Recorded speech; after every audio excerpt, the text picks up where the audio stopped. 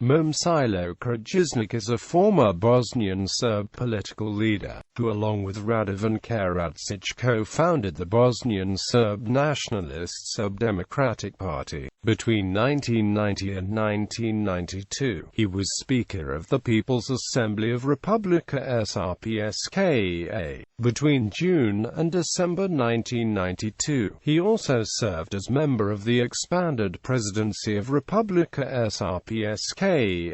After the Bosnian War, he was elected Serb member of the tripartite Presidency of Bosnia and Herzegovina in the September 1996 and served in that post from October 1996 to October 1998. He lost his bid for re-election in 1998 to Živko Radošić. In 2006, Krajišnik was found guilty of committing crimes against humanity during the Bosnian War by the International Criminal Tribunal for the former Yugoslavia and was sentenced to 20 years imprisonment. He was later granted early release on 1 September 2013, and he returned to Republika Srpska.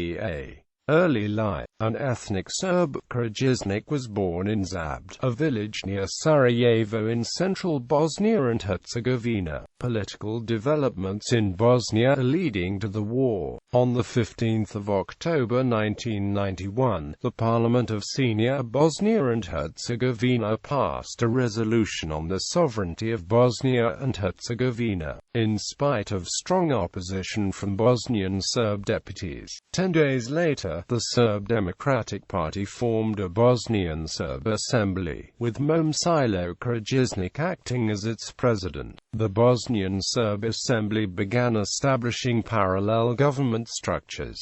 Participation in the Dayton negotiations. Krajišnik took part in the negotiations leading to the Dayton agreements. He earned the nickname Mr. No for his uncompromising stance during negotiations. About that period, Richard Holbrooke noted in his memoirs, as everybody who met him noted, Krajišnik had only one long and extraordinarily brushy eyebrow which spanned his forehead, creating what looked like a permanent dark cloud over his deep-set eyes. Although Krajišnik had not been indicted by the War Crimes Tribunal, and could therefore participate in Dayton, it was hard to distinguish his views from those of his close friend Radovan Karadžić. Milosevic had often said that Krajišnik was more difficult than Karadžić, but we had little basis on which to make an independent judgment. He and Izetbegovic knew each other well, from lengthy meetings in the Bosnian Assembly before the war. Krajišnik owned a 5-hectare farm on the edge of Sarajevo, in an area that would probably revert to the Muslims in any settlement, and we often made bitter jokes that the war was really over Krajišnik's 5 hectares. Indictment by the ICTY and arrest. Krajišnik was indicted by the ICTY on various charges of crimes against humanity, namely extermination, murder, persecution, deportation, and forced transfer, murder as a war crime, and genocide, in relation to acts committed in 1992 in Bosnia and Herzegovina by Bosnian Serb forces. He was arrested on 3 April 2000 at Pale by French Marine commandos which were part of SFOR.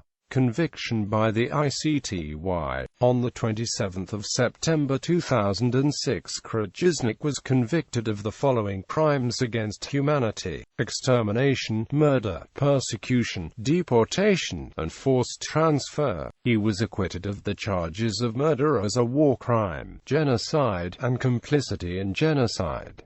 He was sentenced to 27 years imprisonment. ICTY judges found that Krajišnik had been part of a joint criminal enterprise which carried out the extermination, murder, persecution and deportation of non-Serbs during the Bosnian War between 1992 and 1995. Judge Alfonsori observed that Krajišnik's role in the commission of the crimes was crucial. His positions within the Bosnian Serb leadership gave him the authority to facilitate the military, police and paramilitary groups to implement the objective of the joint criminal enterprise. He noted Mr. Krajišnik accepted that a heavy price of suffering, death and destruction was necessary to achieve Serb domination. Krajišnik was acquitted of genocide, a complicity in genocide, on the grounds that the court had found no evidence of a genocidal intent on his part, to destroy in full or part ethnic or religious communities. This decision was greeted with anger by representatives of victims of crimes of which Krajišnik had been found guilty, who found his acquittal on the charge of genocide difficult to accept. Bakira Hasisic of the Association of Women Victims of War, an organization which campaigns for the prosecution of those responsible for the use of rape as a weapon of war that was a feature of the ethnic cleansing campaign, commented that the sentence is a major blow to justice.